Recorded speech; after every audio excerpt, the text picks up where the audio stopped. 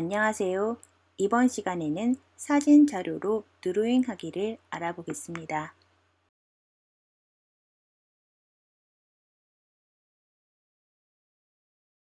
그림 그리는 게 쉽지 않아.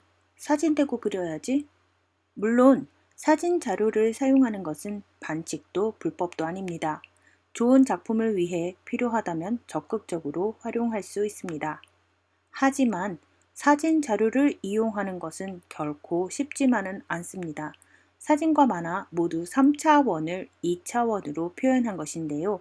크기, 그림자, 원근법 등의 기법을 활용하여 평면 위에 연출을 할 수 있어야지 됩니다.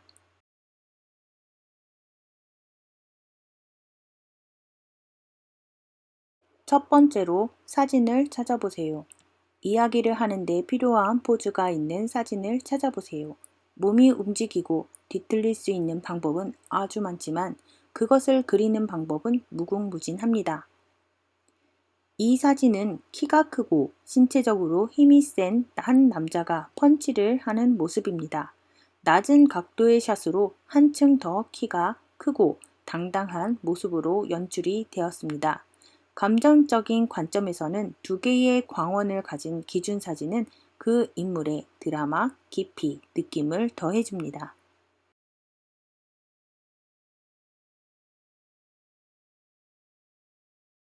3차원 공간을 이해해야지 됩니다. 이 사진 속의 모델은 3차원 공간에 존재하지만 사진은 2차원으로 보여주고 있습니다. 우리는 평면 이미지에서 깊이와 거리를 감지하기 위해 시각적 신호를 사용합니다. 마음속에서 카메라를 그림 위로 옮겨 모델이 무엇을 하고 있는지 그려보세요. 이것이 실제 세계에서 몸이 어떻게 움직이고 있는지를 파악할 수 있게 해줍니다. 오른다리는 뒤쪽에서 지탱을 해주고 있고요. 모델의 몸은 앞으로 쏠리고 있는 것을 볼 수 있습니다. 체중은 대부분 왼쪽 다리에 있습니다. 한쪽은 수축되어 있고 대부분의 무게를 지탱하고 있습니다. 반대쪽은 펀치에 무게를 넣어 에너지를 전달하고 있습니다. 펀치가 어떻게 몸을 앞으로 움직이게 하는지를 알아봅니다. 마치 나선형 계단처럼 생겼는데요. 실제 세상에 이 모양이 어떻게 존재하는지 알 수 있습니다. 이것들은 최종 도면을 깊이, 무게, 그리고 움직임으로 살아있는 그림이 되는 중요한 사항입니다.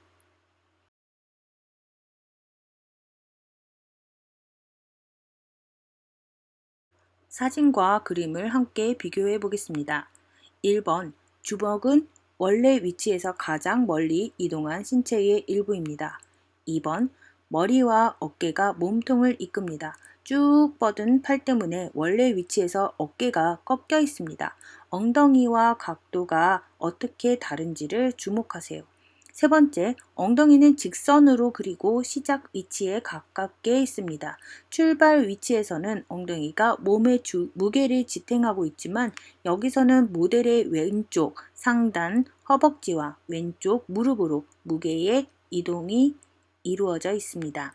네 번째, 모델의 오른발은 원래 위치에 그대로 있습니다. 그것은 그 형상을 고정시키고 그에게 밀어붙이고 발사할 무언가를 보여줍니다. 만약 이 모델이 얼음 위에 서 있다면 이 포즈에서 보이는 힘과 추진력을 갖지 못할 것입니다. 궁극적으로 이것은 균형을 잃은 신체인데요. 이 포즈는 움직이는 모습과 에너지를 전달하는 모습을 암시하는데요.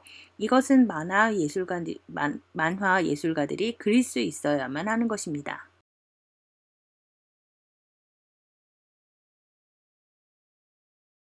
우리의 몸은 모두 연결이 되어 있습니다. 신체의 일부는 서로 연결이 되어 있다는 것을 항상 기억하세요.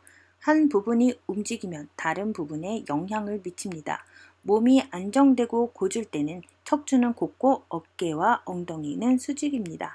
척추가 구부러지면요, 다른 측면도 바뀝니다. 척추의 어깨와 엉덩이에 대한 각도가 바뀌고요, 어깨와 엉덩이 라인은 평행해서 각도로 이동합니다.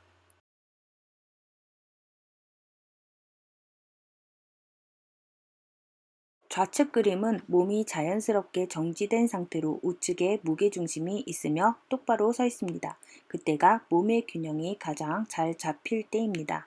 달리기와 펀칭을 하면 그림상에서는 몸의 균형이 무너져 보입니다. 이것을 이용하면 운동감이 고조돼 보입니다. 포즈가 강렬하거나 매우 느긋하거나 두 가지 모두 독자에게 다른 메시지를 전달하는 효과적인 포즈입니다.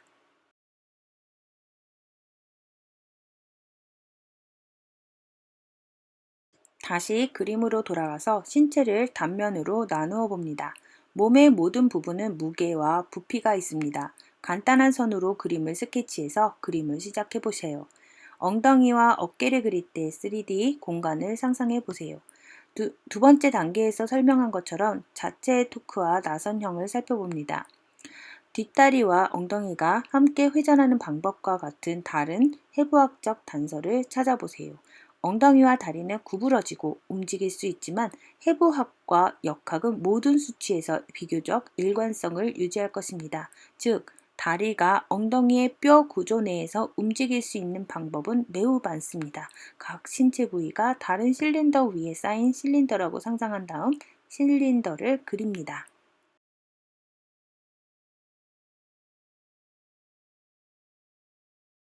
그림자를 추가합니다. 이 사진은 양쪽에 두 개의 광원을 사용해서 윤곽과 볼륨을 보여주고 있습니다.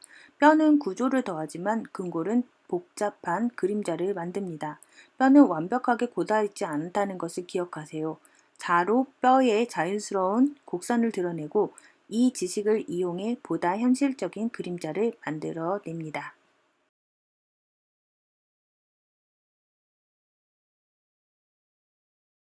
미묘한 차이가 보이시나요?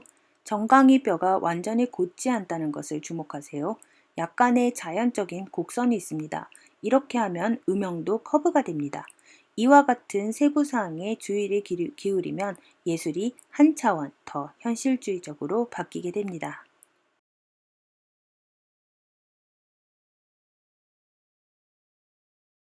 라파엘 카얀의 캐릭터 디자인을 보겠습니다.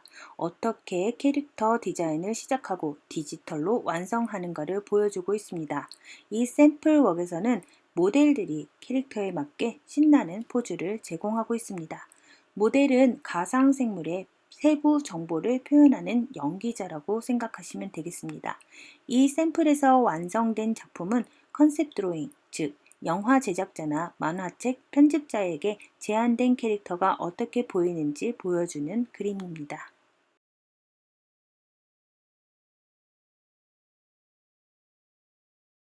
첫 번째로 사진을 선택했습니다. 이국적인 장식의 칼날을 들고 있는 외계인을 만들려고 합니다. 작가가 이 사진을 선택한 이유는 빈티지 포인트와 포어 쇼프트닝이 좋았기 때문이라고 합니다.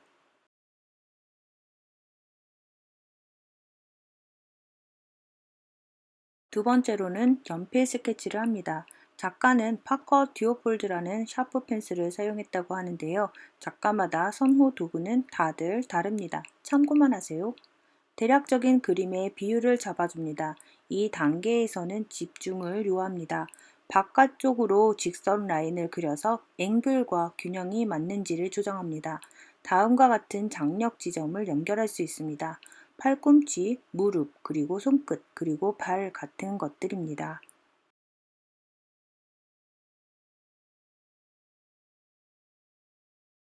세 번째로 연필 스케치를 보정합니다. 무기나 외계인을 연상할 수 있는 형태로 샤프 펜슬로 낙서를 시작했습니다. 기계 부품이나 우주복 중에 하나를 선택했고요. 템플릿 사용을 피해 달라고 합니다. 본연의 아이디어 이미지를 지키기 위해서는 어떤 형태의 유사성을 가진 템플릿을 참고로 하지 않았으면 좋겠다고 합니다. 칼날의 표현에 깊이를 더하고 강조를 해주기 위해서 스케치를 다듬으면서 손을 조금 돌렸습니다.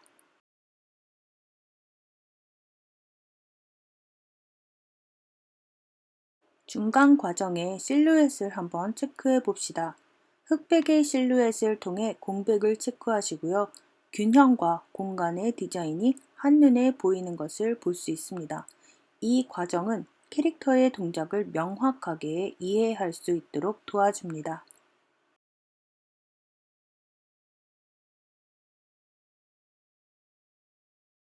네 번째로 중간 톤을 표현해주고 스캔하는 과정입니다. 스케치 위에 종이를 올려놓습니다. 연회색 피트 붓펜을 사용해서 마커 종이에 직접 그림을 그리기 시작합니다. 유지하고 싶은 덩어리의 윤곽을 그린 다음 어두운 부분들을 추가해서 그 덩어리를 찾아내고 더 깊이 있게 표현을 할 수 있도록 합니다. 칼날이 튀어나와 보이도록 칼날 뒤쪽에 어두운 부분을 확인하고 추가합니다. 무거운 그림자는 다음 단계에서 추가할 것입니다. 다음에는 스캐너가 모든 톤을 정확하게 잡아낼 수 있도록 하얀 뒷배경을 대어서 스캔을 합니다. 스캔 후에 마음에 들지 않는 왼쪽 눈앞에 붙인 안대를 포토샵에서 지우고 조명 영역을 더 넓고 밝게 만들기 위해 특정 그림자를 줄였습니다.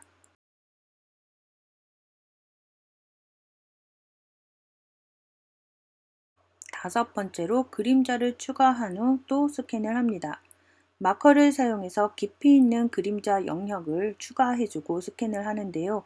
이전 단계에서 스캔한 마커 시트로 돌아가서 더 진한 마커를 사용해서 더 많은 틈새와 주름을 추가합니다. 왼쪽 눈에 선을 추가해서 이전 단계에서 디지털 파일에서 원하지 않는 안대를 지운 공백을 채워줍니다. 마커 시트를 다시 스캔한 다음 포토샵을 사용해서 원하는 레벨을 조정합니다. 이 스캔을 톤값으로 향후 조정할 수 있도록 좀 더 밝은 톤으로 유지합니다.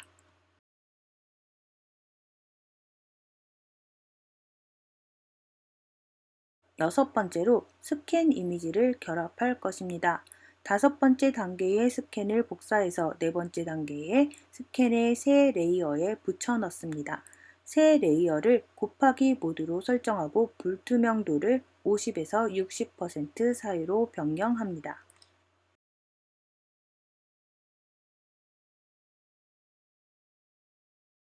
일곱 번째로 어두운 영역을 삭제합니다. 곱하기 레이어에서 어두운 영역을 지웁니다. 여기서부터 모든 작업이 포토샵에서 진행이 됩니다. 작가는 더 가벼운 그레이를 사용할 수 있도록 지우개 도구를 사용하여 직접 만든 사용자 정의 도형을 사용해서 어두운 영역을 곱하기 층에서 지우기 시작했다고 합니다.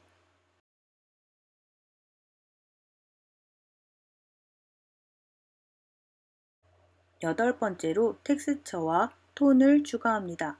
텍스처를 생성하기 위해 포토샵의 노이즈 필터와 레벨 조정을 사용합니다. 텍스처를 복사해서 새 레이어에 붙여넣고 레이어 모드를 곱하기로 설정하고 전체 수치를 포함하도록 스케일링하고 불투명도를 조정합니다. 작가는 텍스처가 많은 것을 좋아하는데요. 시간 절약을 위해 각기 다른 종류의 연필로 종이를 채운 시트를 스캔한다고 합니다. 나중에 사용할 수 있도록 스캔을 저장합니다.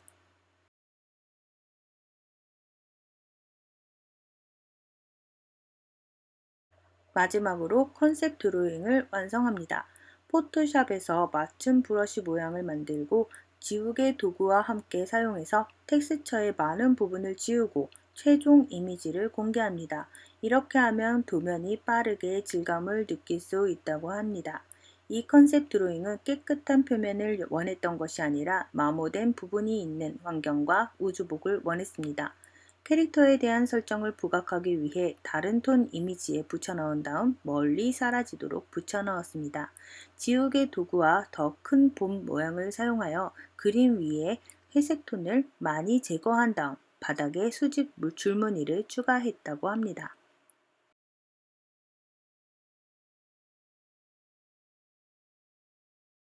지금까지 사진 자료를 이용하여 드로잉하는 과정을 살펴보았습니다. 수고하셨습니다.